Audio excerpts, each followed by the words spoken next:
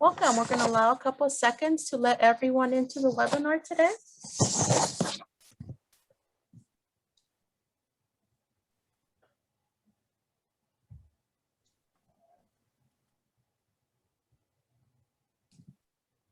Hi, my name is Noemi Guevara, and I'm the Director of Alumni Engagement here at California State University, Long Beach. We thank you for joining us today for our next edition of the 49er Industry Chat. Before we start, I would like to let you know this session is being recorded and it will live on our website at csulb.edu. Also, we also encourage you to use our Q&A box located below to submit any questions for our guest speaker today. And now I have the pleasure of welcoming our speaker. Mr. Spear has 33 years of experience in the aerospace industry, including 2 years at a small business and 31 years at a Fortune 200 company. He led multifunctional assignments, including in supply chain operations, program management, and site and business unit leadership. Mr. Spear has experience leading business, technical, and program personnel of all sizes and levels of complexity towards established teams of unit objectives. He has extensive financial, project planning, and management, administration, and operations and supply chain skills, which he utilized when working with teams to establish strategic plans and annual goals. Mr. Spear currently volunteers with SCORE, providing business mentoring to small businesses in Orange County. A proud CSULB alumnus. Please welcome today's industry chat host, Mr. William Spear. Thank you so much, Bill. Do you go by Bill or Bill. William? Bill, okay. Thank you so much for joining us today on this chat. So I was hoping to kick us off if you could, start off with, your career, your path through CSULB, and then life after graduating. All right. So I transferred to Cal State Long Beach after 2 years at a city college, and kind of always was focused on a business career. Sorry, hold on. Hey. Come on. Sorry, I knew that was going to be entertaining. No worries. So I always knew I was focused on a business career. I was always jealous of people that knew exactly what they wanted to do. And as a career, people that became dentists or architects, I never knew really what I wanted to do. So I figured a business career was kind of a generalist. And I could kind of open up to all kinds of different opportunities. After college, I got out of school and I worked in a multitude of sales jobs. And I was pretty good at it, but I noticed I really didn't like it. My mom recommended that I take an aptitude test that she had taken actually when she was young, and it's still around. Mm-hmm. And it's something I actually recommend a lot of young kids that I know take before they go to college, because it actually tries to match your natural aptitudes and skills with things that you like. And he came back and said I should have been a computer programmer or an engineer. And I'd already been out of school and I really didn't want to go back and start over again.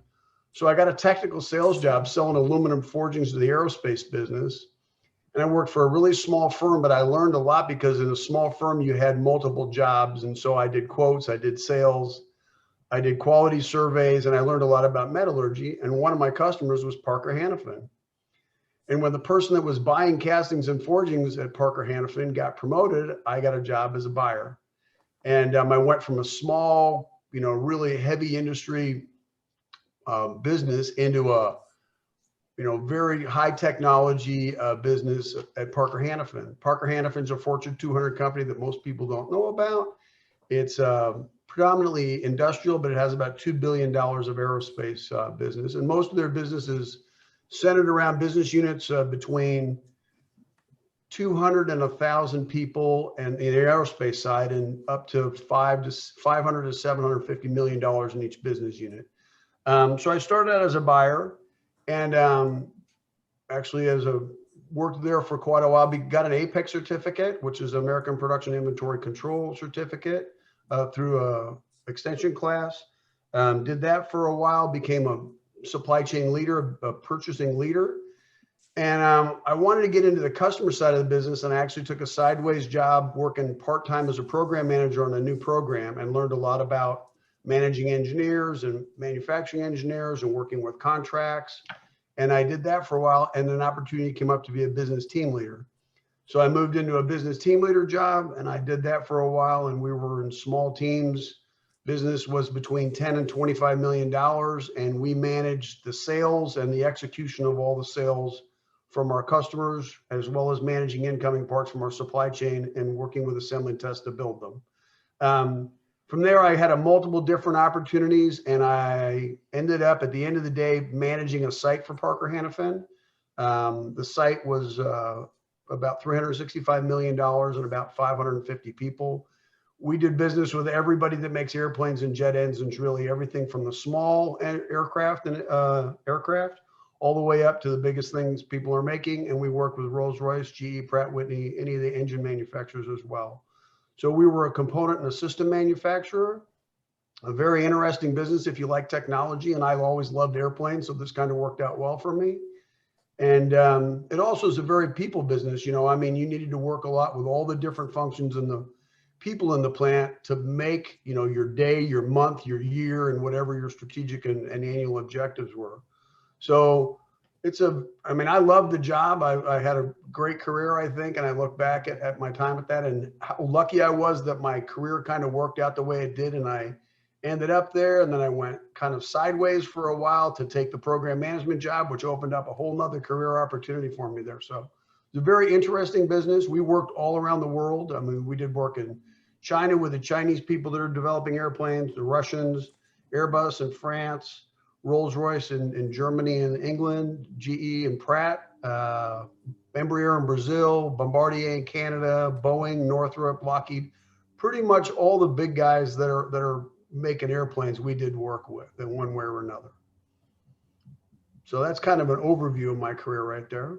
Yeah, definitely. Something I wanted to touch about, you taking that test to find out what your skills, are, where your skills were at, share about, sometimes students or recent alumni don't want to ask for help, but how, I know you said your mom told you to do it, of asking for help, there's no shame in doing that and seeking that help. Yeah, I think that's it's a shame that we don't do something like that for kids in high school, I think, just as a matter of course. I think it's a really interesting way to, number one, show somebody what their natural skills and abilities are. And these are strictly, it goes down to the point where do you have good rhythm? Do you understand tone and music? Are your hands dexterity? It's all kinds of different tests. But it kind of would help people, I think. I had a friend that I grew up with, and he really wanted to be an engineer, and he was really lousy at math. That's kind of not a really good mix to try and get an engineering degree at a school, right? And he was determined to be that. And luckily for him, he never got an engineering degree, but he was able to get a job as a draftman and work his way up to an engineer, which in the old days you could do. Today, you couldn't do that. You'd have to pick another major or another career path, I think. So I wish that there was more opportunities for kids to kind of get an idea, because it'll help them, I think, really understand, number one, what career opportunities might be out there that fit their natural skills, abilities, and things that they like to do that they might not even know. My dad was a college professor. My mom was a teacher. So my visibility into what different career opportunities are was pretty limited. I didn't have a dad that was an engineer and a mom that was something else. And, I'm young enough, I didn't even know what my folks' parents did. But it opens you up to different career paths, I think, and says, if you have these skills and abilities and you like to do these things, here's something that might be really good for you that you never even thought of, right? Exactly. So I thought it was a really good thing I did. It was very lucky that I did that. It kind of changed my whole focus of my career, really, and took me to a completely different path, which worked out great. Yeah, definitely. You talked about starting off in the small firm and kind of networking, how important is networking and building relationships to be able to find, opportunities that you might not know of? I think it's huge, both from, when you're working at a business and knowing people at other businesses, as well as like in a company like Parker Hannifin, we had, I don't know, I think there was 20 different aerospace operating divisions. And you really wanted to network across those divisions too, because opportunities came up in other divisions. And if you were a known entity and had made connections in those other divisions, when an opportunity came up, you could bid on that job, but you were a known entity to them versus just a person that put a resume in there. So I think it's huge. And it's also big in terms of, we had great networks with our customers and our suppliers. I had people that I could call, to get something done quickly. That was a huge advantage for me over somebody that came in from the outside, because I knew who to call. But I think also opportunities, sometimes that network also brought you opportunities. So I had jobs that I got where people would tap me on the shoulder and say, there's a job coming up in this, and we really think that's a job that you'd be interested in and you'd fit well in. So they would look for you too. So it kind of works both ways. You're looking, but they're also looking out for you. Yeah, definitely. Relationship building is key. So now I started to receive questions from the audience. I'll start to include some in our conversation today. I have a question like, is it easy to transition from a small organization to a larger company like Parker?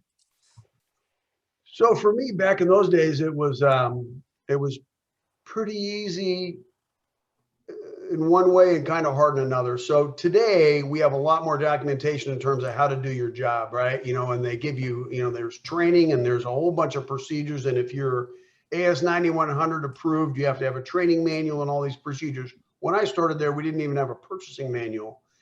And they kind of said, here's a book of purchase order numbers. You're a buyer, buy parts, buy cheap, and get the right parts on time and good quality. And so I had to learn from my peers. Now, luckily, I had great people that I worked with. But today, I think there's a lot more documentation to help you through that process, right? We have onboarding where we bring people on board and we talk about all the different programs that we have. And I think today it's a lot easier than it was in those days. In those days, it was pretty much somebody kind of watching over you. And then it was really key in many of my jobs to find a mentor, somebody that was really good at what you were going to do or had a job at, and then following them and learning how to go to them with questions and building a relationship with them. And I was really lucky to have great mentors over my whole career that would kind of help me, when I had somebody, when I needed somebody to go to talk about how to do something. So that networking again becomes really key. Yeah. And I'm, thankful that you bring up mentors and how important that is. Anything that you would suggest people that are looking for a mentor, like what should they be looking for? What should those goals be? So one of the things that for me was, what we had two kind of mentor programs. There was kind of the informal and the formal. So the informal one, was me kind of looking around and seeing somebody that was maybe a level above me, and maybe in my department or another department, and understanding what they did and then building a relationship with them. And a lot of people are willing to share and pay it forward. That's something I did with pride during my career. I was always willing to help people, right? That was like passing it, paying it forward, right? Doing for others what they had done for you. Mm-hmm. So, finding that. The other thing is we had a formal mentoring program at my work, and we would select every year people would apply for this. And we were usually looking for people that had either leadership or technical advancement opportunities. And we would pair them up with executives or leaders in their technical thing. And we would go through a year-long program and we would match people up like that. And I think that, if you have opportunities to participate in that in your company, you should absolutely take advantage of it, because it's going to open up your eyes to different parts of the business that you don't know about. Because a lot of times when you have your job, it's like tunnel vision. You have a very small view of what's really going on overall. And when somebody at a level, 2 levels above you or 3 levels above you gives you this perspective of all the different intricacies that come to managing and running a business, and why maybe your function is getting certain goals or objectives because they meet the bigger overall objectives of the division or the team, it just opens your eyes up to a whole bunch of the business you didn't understand. So I think that's really important, both the informal and the formal. Any opportunity you have to do those kind of things, I think is really good. Yeah, great advice. In your introduction, you talked about earning certificates and learning the technical language to be able to work in this industry. Wanted to ask you, are graduate degrees important? I know we were sharing prior to the call, how you earned so many certificates and training to be in this industry. Can you share a little bit more about that? So I'm a big fan of continuous learning no matter what. One of the things I loved about my jobs that I had is every day that I went to work, I learned something new. Because in a manufacturing business where you're dealing with technical issues and customer issues and everything, you're always learning. But also, going above and beyond that and either getting an advanced degree, which is great, those are always good, and or expanding your knowledge in a functional area that you don't know about. So again, I got an APEX certificate, which is pretty valuable in the operations and inventory control of a business. I got a contract certificate, which is very big, especially we did a lot of government contracting. So understanding both government contracts direct with the government, as well as how to flow government contracts down below us. And then I got a program management professional certificate, which is actually a project management certificate that talks about how to manage projects, which is what we did on all of our development programs. But also did, we had a lot of, Parker was a great company in terms of personal development. There was how to be a good speaker. So, everybody, was smart, took a thing on how to be a good speaker. We did a lot of team building training to talk about how to work with people that had different personalities and profiles and how people think differently. And you can't always use a hammer to pound it, to pound something, right? Sometimes you have to work with people in different ways because they understand and work different ways. So we did a lot of that. But I think continuous learning in any way, whether you're reading books, whether you're taking certificates, whether you're getting an advanced degree, you should always be looking for something new to learn. And it keeps your brain motivated, so to speak, Right, definitely. I have another question from the audience. How did you learn the aerospace and technical skills in your fields? Is it required to keep that skill set current, even if you're on the business side? So most of the people that I worked with that were on the business side were really technically astute. We had to be, there was just no way that you could do this. And part of it is just by, one of the great things about Parker is it's a big company, but it's a small company. So we were broken, like I said, there was 550 people at our site. We were broken into business units and business teams, and you worked very closely together with other functions. So in most of our project teams, we had engineers, manufacturing engineers, quality engineers, contracts people, planning people, purchasing people, and we learned all the issues that came up every day. So when you were a worker bee on that team, you were required to interact with engineering or quality to resolve problems and to flow down requirements. And then when you were a leader, you got to orchestrate all this stuff. So you learned on the job a lot about that. Now, we also had things like we had blueprint reading classes that people took to learn how to read blueprints and understand geometric tolerancing and things like that, because a business person might not know that. But if you were a buyer, you probably should know a lot about that, because you're going to get parts that come in that might not meet print. You need to understand what that means. And I think part of it is, we provided some training for that, but a lot of it was just handling issues every day. When I started that buying job, I'd get a tag from MRB that said my parts were bad. I'd have to walk back to MRB, go find out what was the matter with the parts, call the supplier up, try to describe to the supplier over the phone what the problem was, and then get them to look at the process from their end and understand that. And you do that every day. So every day you were building up your database and your technical skills on that, because that was your job. Every day, like I said, I learned something new every day because of it. Yeah.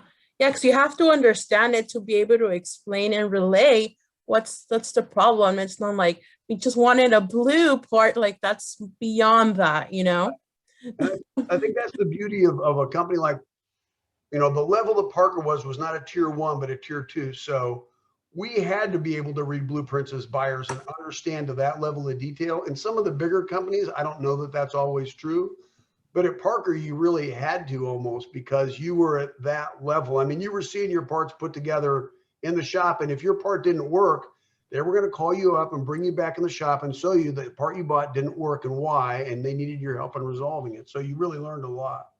Yeah, you kind of just answered a question that came in. Coming from a business background, do you feel like you were disadvantaged to in communicating to engineers or other technical teams? If so, how did you mitigate that? I mean, I always said that I didn't have to be able to do the math to be an engineer. I had to be able to understand the engineering process and intent. So if I had something that was really technically detailed, I would go get my chief engineer to help me address that, right? Because I wasn't going to have the expertise to do that. And part of the skill that you need to know is, do you know enough to be able to handle this problem, or do you need help? And then you have to ask for help and an expert, right? You have to either go to one of your engineers that's an expert or whatever, but you have to be able to understand when you're in over your head a little bit and you need help. So maybe your problems with a customer and you don't feel comfortable in talking about that, then you bring the engineer into that call right there. Right. So you don't have to do the engineering math. You just have to be able to kind of understand it and then be able to go get resources where needed to help you, I think. Wonderful. And I know, when we started, you talked about starting in sales. Did your sales skills continue with you throughout your career? So they did help me, and there's nothing the matter with sales skills. I mean, number one, you have to sell stuff even internally. If I had a problem, sometimes I had to sell people on how to solve the problem or what I thought was the right way to solve the problem.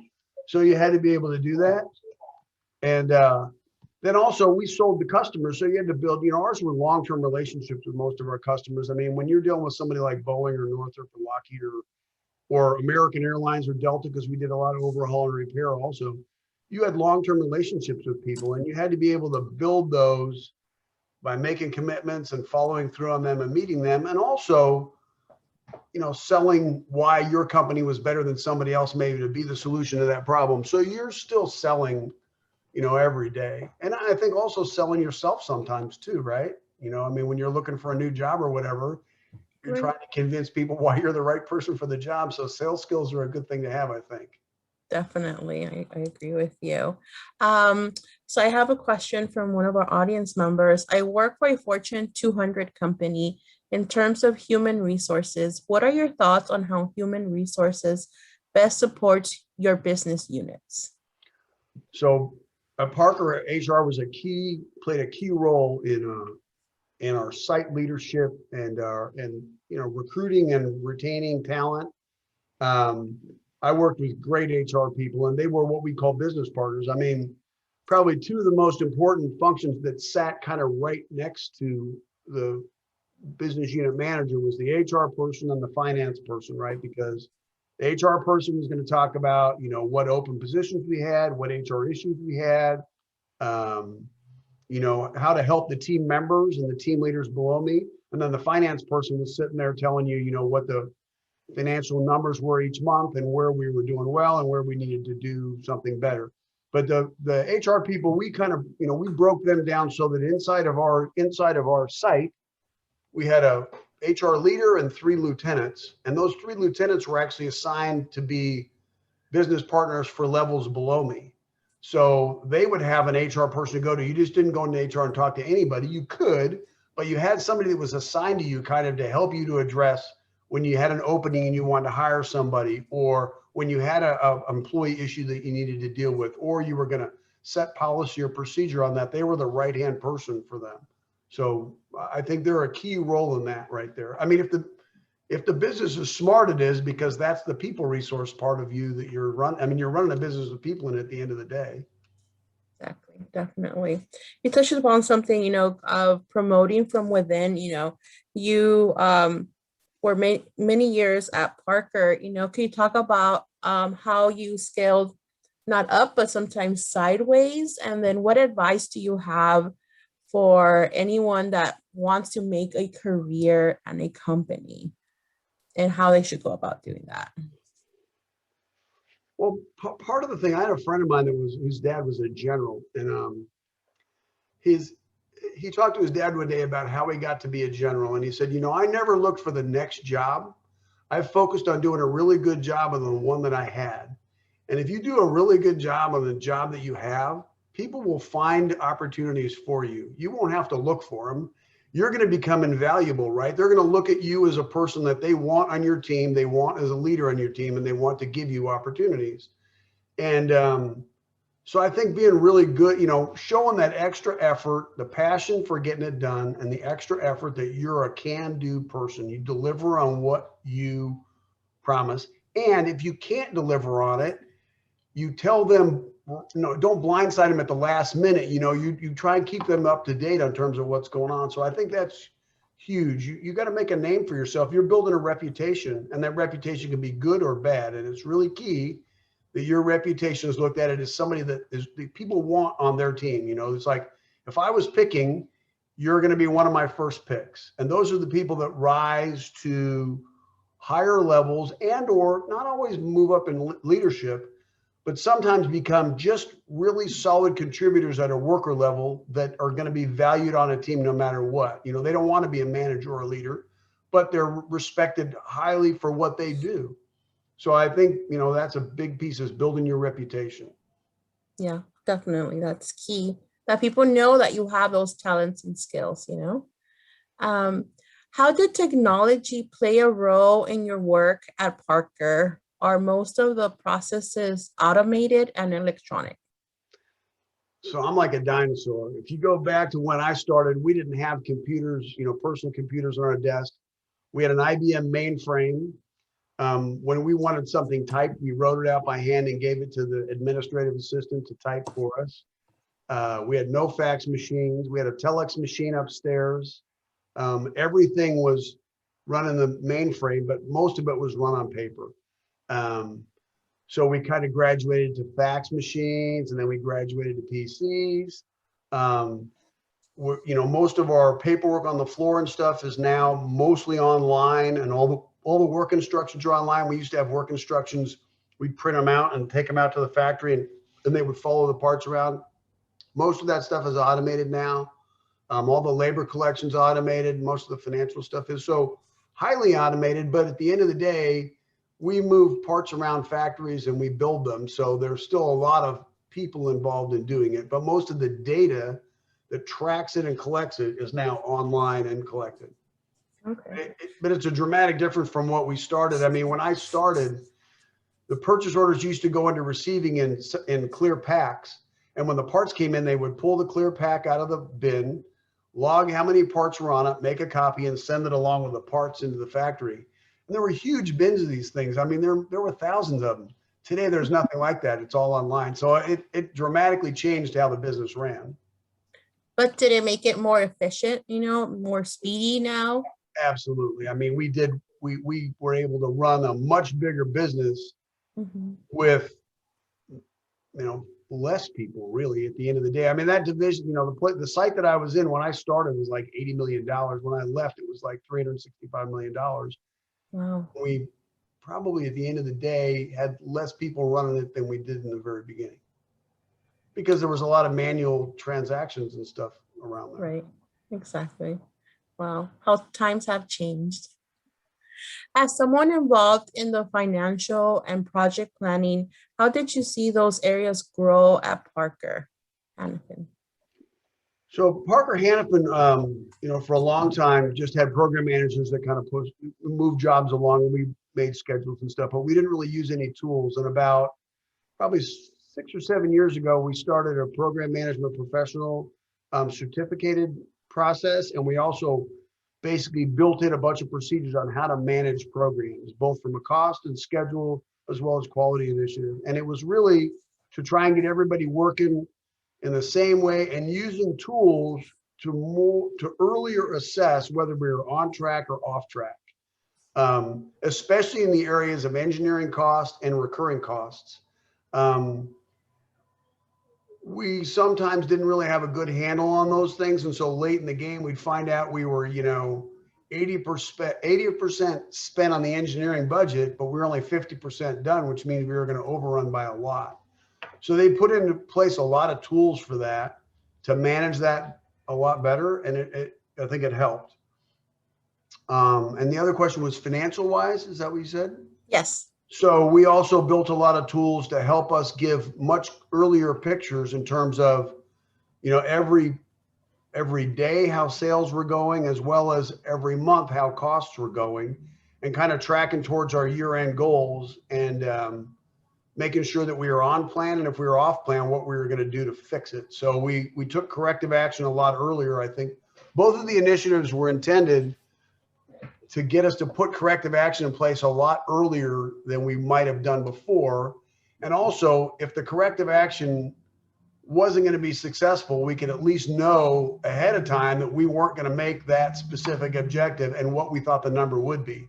So that when they rolled that up at the aerospace group level, they weren't surprised, at the end of the quarter when all of a sudden it's like, oh, wait, we missed that by a ton. Why? We needed them to kind of be able to let people know ahead of time, how we were doing against that goal. Great, great. Thank you. At Parker, you wore so many hats. What areas did you enjoy the most? What aspects of your responsibilities did you find the most rewarding at the end of the day? I love my opportunity. I got an opportunity to take over the overhaul and repair shop. It used to be managed by another division, and it became managed by us. And that was kind of my first job as a staff level person in the division. And on that one, I kind of got tapped on the shoulder and said, hey, this would be a good job for you. We think you'd be doing well at this. And I had to bring that whole process and all the operations and the procedures over to our side. And I learned so much about a business that I knew nothing about. We do overhaul and repair business for both the U.S. government, foreign military customers, as well as operators like Japan Airlines and Singapore Airlines and United American, everybody. And I learned so much about, that business that I knew nothing about. So I thought that was really good. And then the thing I like the best and the thing I miss the most really is that I love working with teams to meet goals and objectives. There's nothing like being on a winning team that worked really well together, in spite of different personalities and everything else, but being able to work together to meet goals and objectives, and our new programs were fun like that because we worked on all the new airplanes that are out there. Those airplanes started with a proposal, 5 to 7 years beforehand to select us for that. And it ended up with a certificated airplane that flew. And that's pretty exciting when you think about, you started out with nothing and somebody built a brand new airplane and your parts are on that brand new airplane. That's pretty exciting, really. Oh, it is, I bet. You manage so many teams when hiring. What were you looking for? Like what skills to make sure that this candidate, meshed with your teams? So I'd say team fit and culture fit were probably as big as anything, right? So you always looked for the skills that were needed in the job, right? So you kind of started with that, but you also want to make sure that they were a good fit with our teams and our cultures, right? Because I saw people brought in that may have been really smart at what they did, but they did not fit in the culture that we had, and it was not successful. Because generally people aren't going to change that. That's them, right? That's who they Right. are. And so really a good fit with the team. We were pretty good about our hiring process. For the last 20 years I was there, we did panel interviews. And if we interviewed somebody for a team, we usually had 2 members of the team there, the team leader, an HR person, and maybe one other person to interview those people. And the team members actually got to help select who got hired. So that was a big help because when they helped hire, they were kind of bought in to try and make that person successful a little bit, right? And they also got to weigh in as to whether they liked or didn't like the person. So you have to be careful in managing that, but they were part of that hiring process, which actually helped quite a bit. But I'd say cultural fit is big. And also we looked for people that were, like I said before, we were looking for people that were going to get it done. We didn't want theorists that were going to talk to us about how it theoretically could get done. We wanted them to get it done because you were ultimately accountable for whatever your job was and being successful at your job. And so we really look for people that were kind of oriented towards getting stuff done. Yeah, ready to get their hands dirty at Yep, the end of the day. exactly. Yep.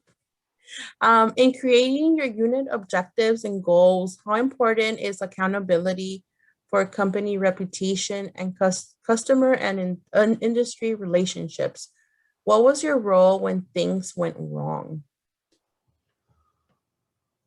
Well, when the first thing is, meeting your goals and objectives or meeting your commitments to your customers and your suppliers and your employees is huge, right? I mean, if you say something and you don't do it, it doesn't take long for people to, number one, stop believing what you say, but also they're going to look for other people to do business with if you're not doing it. So I think that's huge. And then when things go wrong, the first thing is figuring out what went wrong, figuring out what you're going to do about it, and communicating the issue to whoever's impacted by that. And you have to be diplomatic about it too. You have to be careful. Like for us, we didn't just drop bombs on customers that say we weren't going to make a delivery or whatever. There was a process that we went through to make sure that they understood how we did it. And we kind of had a communication plan to make sure that we weren't communicating before we had the right information available to them.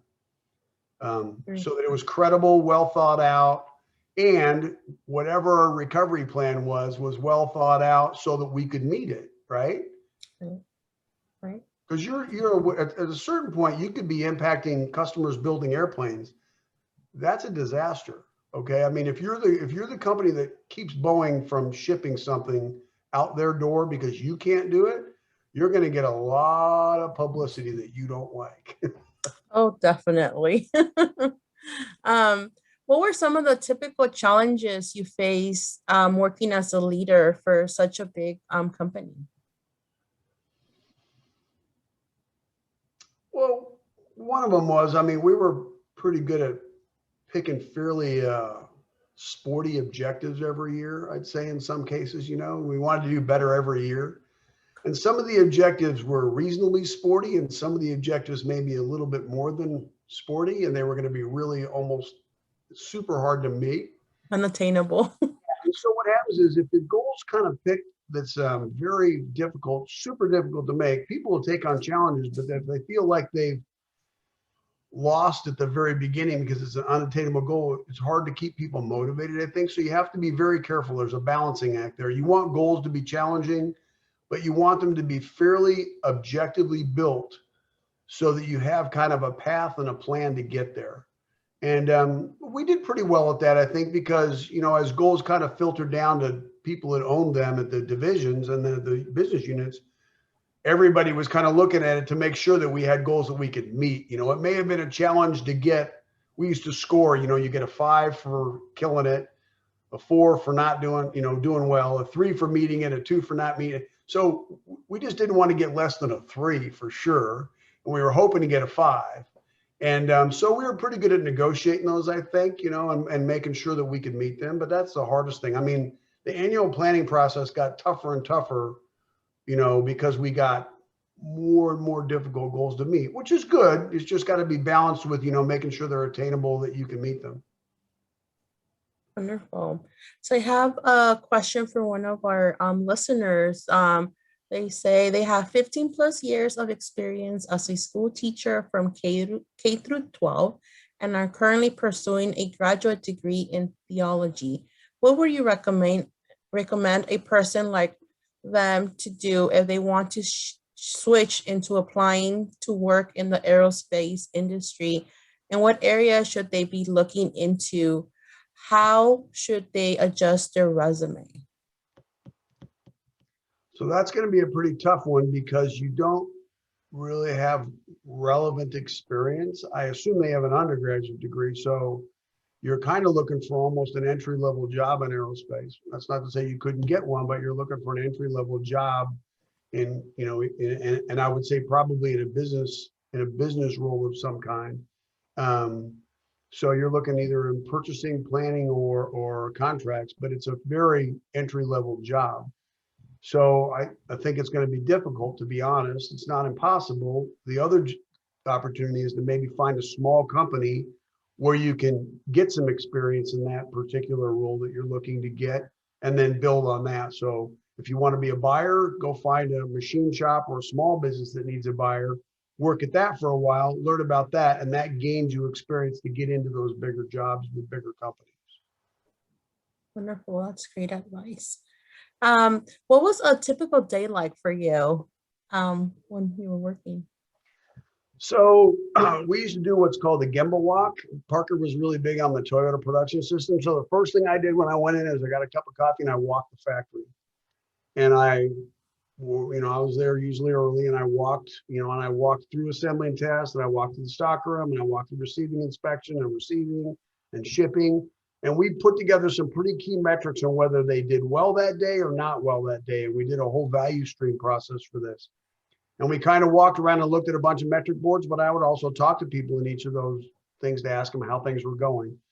Then we had a stand-up meeting in the morning, and all the team leaders came up to that stand-up meeting, and we talked about how we did yesterday, how the month was going, what was our on-time delivery for the month, what's past due, how's sales going, did shipping meet their turnaround for one day, did inspection meet their turnaround throughput for 2 days. And so we did a big thing where we kind of talked about the whole place, and then what was special that was needed for that day, what was needed. And if things didn't go well in an area for a while, then they were required to come up with some kind of a corrective action to fix that process, because we were counting on parts to come in the factory on day 1 and they were going out the door on day 10. And how do we do that? And then from there it was kind of, generally, depending on the time of the year, it was meetings, customer meetings, functional meetings, corporate meetings, reviews. We did reviews for people.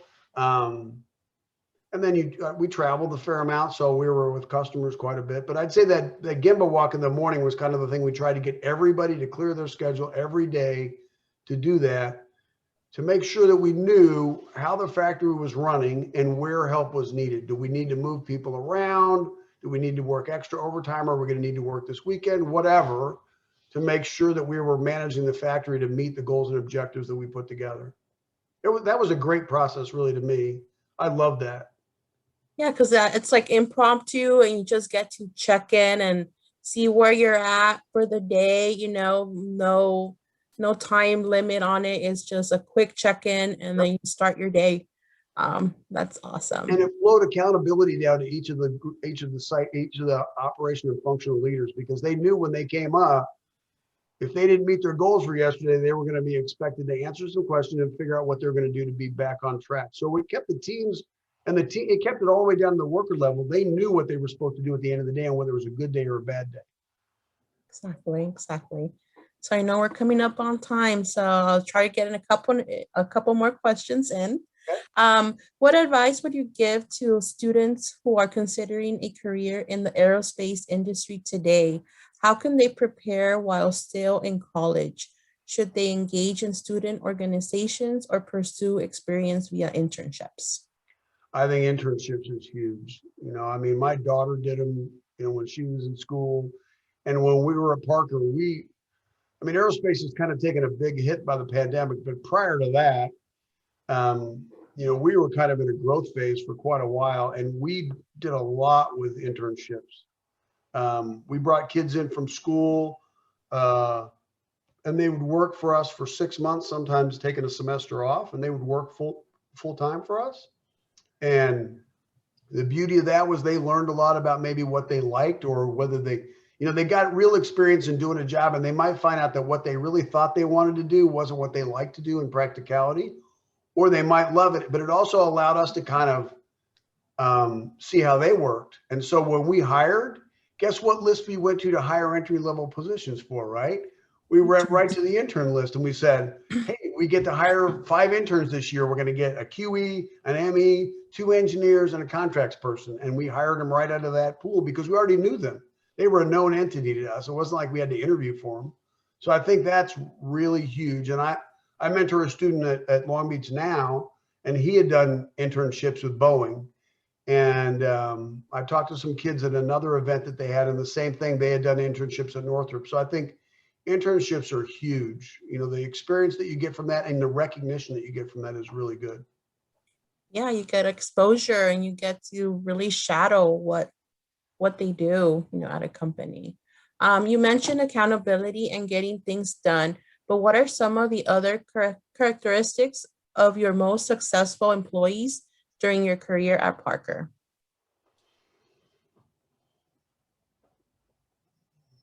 I mean, people skills are really important. I mean, it's just when you're working with that many people and your job depends on them to get your stuff done, you have to develop interpersonal skills that are really good. If you kind of are an abrasive person, people are not going to go out of their way to help you or work with you, right? They're going to do out of their way to avoid you. So there's ways to work with all kinds of people, and I think that's huge.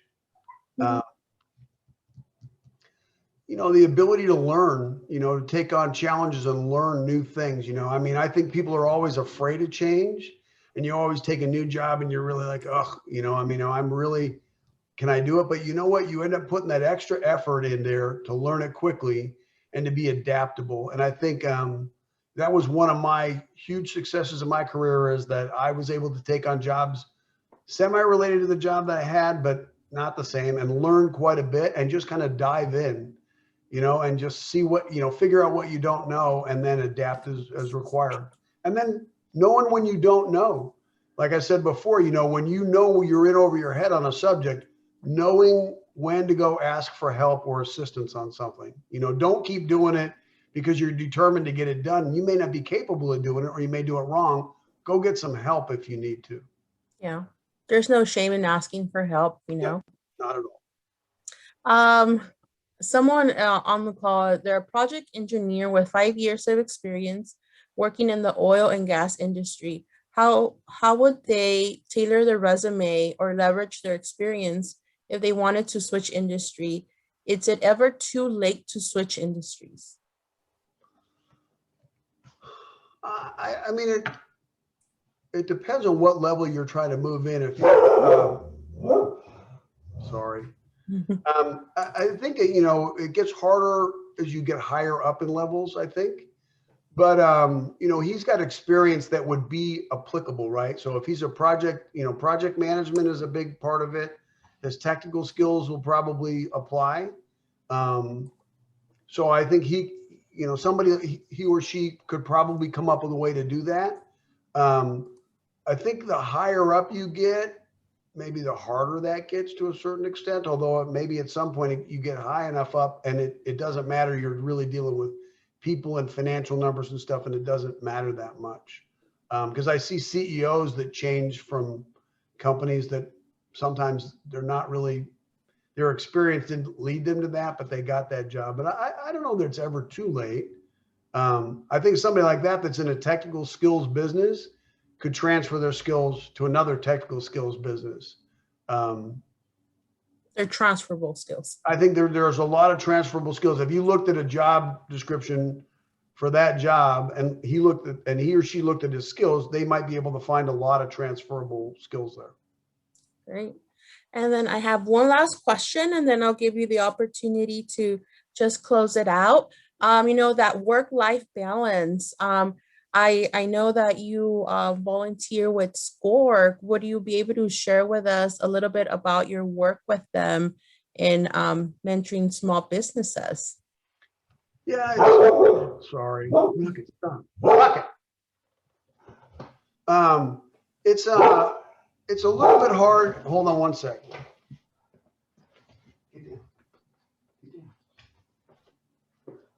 Sorry, he sits in the front window and barks at everybody.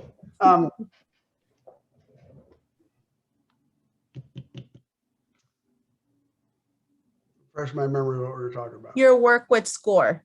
Unfortunately, I mean, I've been able to help some, but I really wanted to help manufacturing businesses because that's my skills, knowledge, experience, and kind of my passion. So I'm helping SCORE in other ways by doing some work in managing some initiatives that they have. But I am where opportunities have come up. I have helped small businesses, and a couple of them that are in manufacturing businesses where I can help them go in and talk about different processes and stuff. So I'm looking to do more of that. It's just there's not as much opportunity. There's a lot of people that are opening restaurants or retail stores, and that's really not my area of expertise. Yeah, wonderful. And then, thank you so much for joining us today. Any final thoughts, observations, recommendations you want to leave our students and our alumni with? So I was always proud to be a graduate of a Long Beach State. And it's funny, I looked at the group executive team. So we had my level, then I had general managers, and then we had a level above them that were the group VPs. And at one point in time, I think there was like 10 of them, and 4 of them were Long Beach State grads. So I was always proud of the fact that, people talk about, there's a lot of people that talk about coming from big schools, and yet here we are. I mean, that was a $2 billion business that we're talking about right there, right? And 4 of the 10 people that are running that business up there are Long Beach State grads. So I think, we hired a lot of Long Beach State grads, and there was other ones like Fullerton that came into play there, Irvine, because we hired local a lot. But I was always proud to be a Long Beach State grad. I think it was a great school. I learned a lot, and always proud to represent. So. Wonderful. We're very proud of all your accomplishments and what all of our alumni are doing out in the world. For anyone that would want to connect with you, are you okay if they follow you on LinkedIn, or would you prefer them email us and then we'll connect you via email with them? Anybody that wanted to connect with me on LinkedIn would be fine. Wonderful. Well, thank you so much for your time. We had a great conversation. Um, thank you to everyone for joining us today. I encourage you to follow us on our website and our social media channels to learn about future chats like this. Thank you so much and enjoy your day.